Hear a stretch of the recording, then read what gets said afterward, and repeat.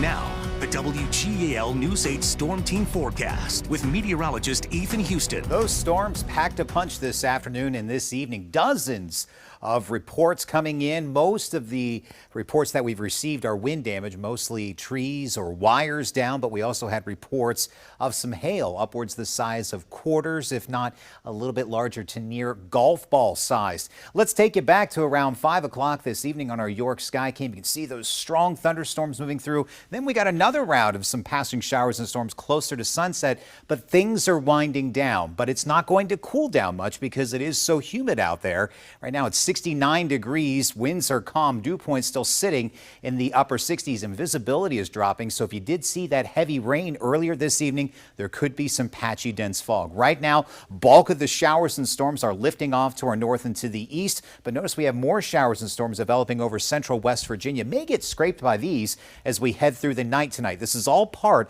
of a large storm system right now spinning over the Great Lakes. This cold front attached to will get a little closer to us tomorrow. That will help trigger some passing showers and thunderstorms.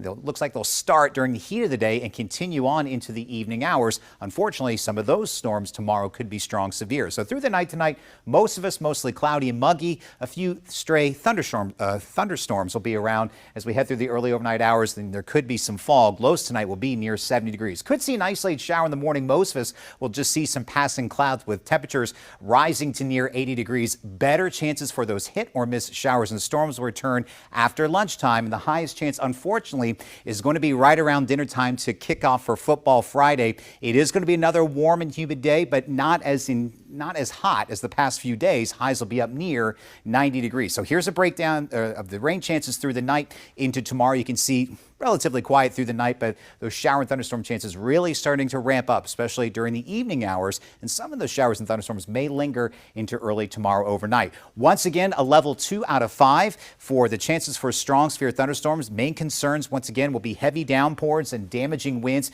Could also see some hail once again.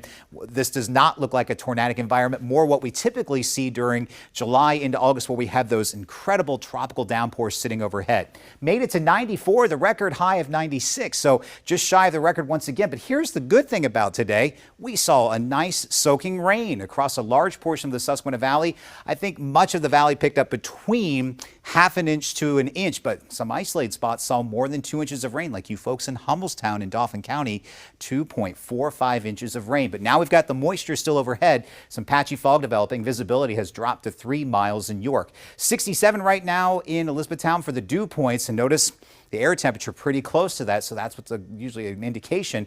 We can see that fog through the night. So we're in the 60s to 70s. That's also the case off to our north and to the west, but there are some passing showers. There's that cold front moving in from the northwest. Watch what happens here on the predictor. We start off at 8 a.m. tomorrow morning with some passing clouds, and as we heat up through the afternoon, showers and storms start to blossom, and they could be strong to potentially severe. Things will start winding down slowly through the overnight, and then we're going to do this again as we head on into Saturday, as this frontal boundary just lingers overhead.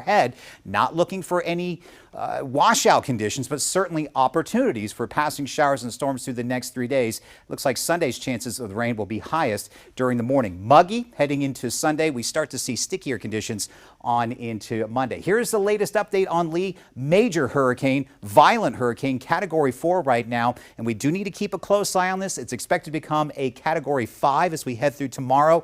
Plenty of time that we'll monitor this, but it is something we really need to pay close attention to because it remains a violent hurricane on into the weekend as it gets a little closer to the East Coast.